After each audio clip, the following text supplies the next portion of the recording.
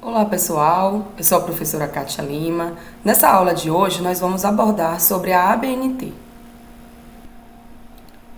A ABNT é a Associação Brasileira de Normas e Técnicas. Qual que é o objetivo? É padronizar, sistematizar. Então, ela padroniza as técnicas de produção no Brasil. Quais técnicas de produção? Tecnológicos, industriais e os processos acadêmicos. Claro que o que nos interessa aqui são as padronizações e sistematizações dos processos acadêmicos, sejam eles em TCC, dissertação de mestrado, tese de doutorado, a produção de artigos, tudo ligado às questões dos trabalhos acadêmicos. Então, é sobre essas normas que nós vamos abordar nesse momento. É importante destacar que os trabalhos que são desenvolvidos à luz das normas da ABNT, eles obedecem a determinadas sistemáticas que os tornam mais reputados e com maior credibilidade. Então, é importante que em nossos trabalhos de TCC, os artigos que a gente produz, os relatórios de pesquisa, estejam de acordo com a ABNT, para que eles tenham uma maior credibilidade na área em que está inserido. Bom, e qual é a estrutura desses trabalhos, né? Quais são essas normas que padronizam essa estrutura? Então, o trabalho ele tem uma parte externa, que é composto pela capa e pela lombada, sendo que a capa é um elemento obrigatório, né? E a parte interna, que são os elementos pré-textuais, elementos textuais e elementos pós-textuais. Dentre os elementos pré-textuais, é o que vem antes do texto em si que a gente vai escrever. Então, tem a folha de rosto, a errata, a folha de aprovação, dedicatória, epígrafe, né? Resumo, abstract, lista de tabelas e de ilustrações, sumário. Já os elementos textuais, a gente tem a introdução, o desenvolvimento e a conclusão. É a escrita em si do trabalho, né? Claro que nesse desenvolvimento tem aí a fundamentação teórica, a metodologia, entre outros textos outras seções que a gente escreve nesse desenvolvimento. E os elementos pós-textuais são os elementos que vêm após esses textos, né? Então, as referências, glossário, apêndice, anexo e índice. Esses termos que estão em destaque azul, eles são os elementos obrigatórios. Então, precisam constar nos trabalhos. Os que estão em branco, eles não são obrigatórios. Então, você coloca se quiser. Em geral, nos TCCs, dos elementos pré-textuais, a gente coloca agradecimentos e a epígrafe, né? E algumas pessoas também colocam as listas de ilustrações e tabelas, a critério do estudante.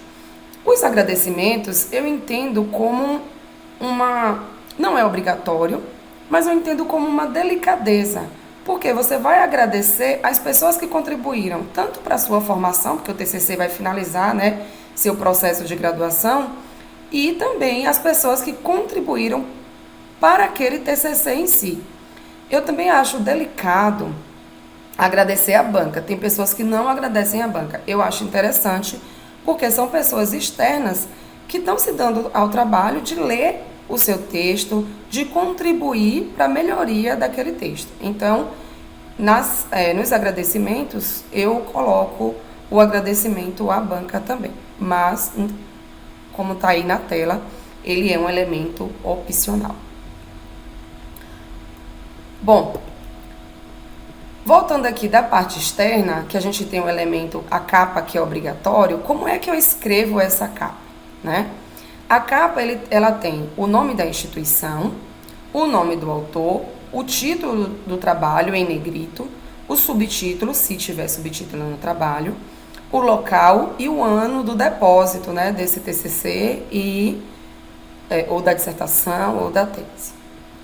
Na folha de rosto, ela é um pouco parecida, mas tem algumas questões aí diferentes, tem o nome do autor, o título e o subtítulo, se houver, e essa escrita aí, ao lado, é o tipo de trabalho se ele é uma tese, se é uma dissertação, se é um trabalho de conclusão de curso, que tipo de trabalho que é e o objetivo desse trabalho. É aprovação em alguma disciplina? É a obtenção de algum grau pretendido, né? Esse trabalho é para obter o título de mestre, obter o título de doutor, enfim. Ou é para alguma disciplina, né? Para aprovação de alguma disciplina em si. Então, esse texto é o tipo de trabalho e o objetivo. É isso que é escrito nessa parte de texto aí. E o nome do orientador também. E finaliza com o local também e o ano do depósito. O sumário é um outro elemento e ele tem uma norma específica que é a BNT-NBR 6027. A mais atual é a última foi a de 2012. Ele tem o termo centralizado em maiúsculo, né? Existem as seções primárias em maiúsculos com indicativo numérico 1, 2, por exemplo, 1 ponto, você vai colocar a introdução. 2 pontos, referenciais teóricos. 3 pontos, metodologia. 4 pontos, cronograma. Referências, anexos, apêndices não têm indicativos numéricos. Essas são seções primárias. Aí, por exemplo, eu vou escrever um referencial teórico, né? No item 2 pontos aí. Eu vou abrir uma seção primária, referencial teórico. Vou escrever um texto e eu quero abrir uma seção secundária. Eu vou chamar de 2.1, por exemplo, se eu quiser escrever sobre materiais curriculares. Escrevo, defino, faço a parte teórica de materiais curriculares.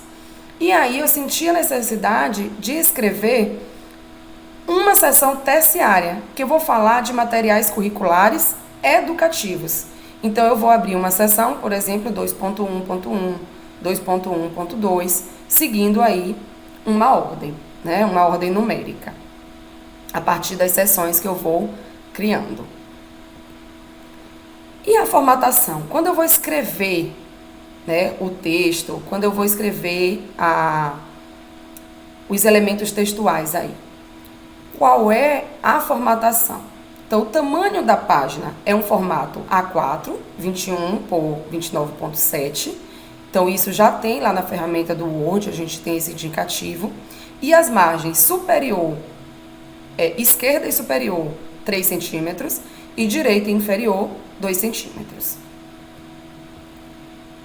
Aqui é um exemplo, né, lá da página do Word, onde a gente pode localizar aí esse layout da página, como que a gente pode formatar para todo o texto.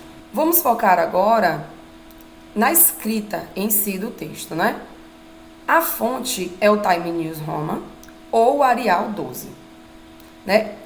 Ele tem o tamanho 12 para todo o trabalho, inclusive capa, excetuando-se citações com mais de 3 linhas, notas de rodapé, paginação, legendas, fontes das ilustrações e das tabelas, que deve ser em tamanho menor e uniforme. Então, todo o texto, fonte 12, e essas citações, legendas das fontes das ilustrações e das tabelas, em um tamanho menor. Em geral, nós colocamos a fonte 10 para citação com mais de 3 linhas e para essas fontes das ilustrações. Mas não é obrigatório que seja 10. Tem algumas universidades que usam fonte 11. O que é importante? Todo o texto fonte 12 e com exceção dessas partes, desses elementos, que tem uma fonte menor do que 12. Mas em geral usamos 10. O espaçamento entre linhas é de 1,5 centímetro para todo o texto, também excetuando-se esses elementos, né? Citações com mais de 3 linhas, notas de rodapé, legendas das ilustrações e das tabelas, que devem ter espaçamento simples. Então, além da fonte 10 ou 11, por exemplo, eles precisam ter o espaçamento simples. E aqui está um exemplo também, né, do layout na página do Word e um exemplo do texto. Nesse texto aqui, nós temos o indicativo numérico e título da seção. Observe que está aí 2, revisão de literatura. 2.1 seria uma seção secundária, né? Uma subseção daquela lá. Os títulos das subseções, eles são separados dos textos que o precede e do texto que o sucede por um espaço entre linhas, de 1,5, né? Tem aí, nesse exemplo que eu trouxe, tem um detalhe aí do cabeçalho, mas ele é um detalhe opcional. É só se você quiser colocar esse detalhe, não é obrigatório. E aí a gente tem a fonte 12, espaçamento entre linhas 1,5 e justificado. A primeira linha também do parágrafo, ela tem um afastamento aí de 1,5 centímetro também, tá? Agora, como que eu vou formatar as ilustrações e a tabela? Eu estou escrevendo meu texto e lá no texto eu quero inserir uma figura, um quadro, uma tabela, uma foto, né? Enfim. Então, qualquer que seja o tipo de ilustração, sua identificação ela aparece na parte superior.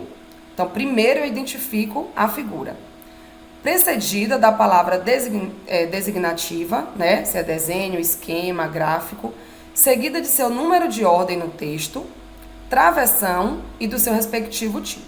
Então, eu vou inserir uma figura, eu coloco figura 1, travessão e indico um título, denomino um título para aquela figura.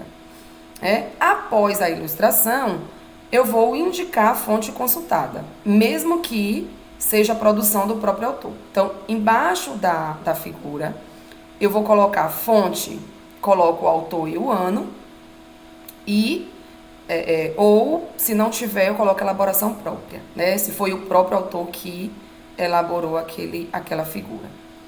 E as tabelas, elas devem ser padronizadas aí de acordo com o IBGE e deve ser inserida no texto o mais próximo possível do trecho a que se refere. Aqui não só a tabela, mas também as ilustrações, elas precisam ser inseridas o mais próximo do texto, do trecho ali a que se refere. Eu estou falando de uma figura e aí essa figura só aparece 2 páginas depois. Fica ruim para o próprio leitor, né? Então, por isso que as ilustrações e as tabelas, elas precisam estar o mais próximo possível do trecho a que ela se refere.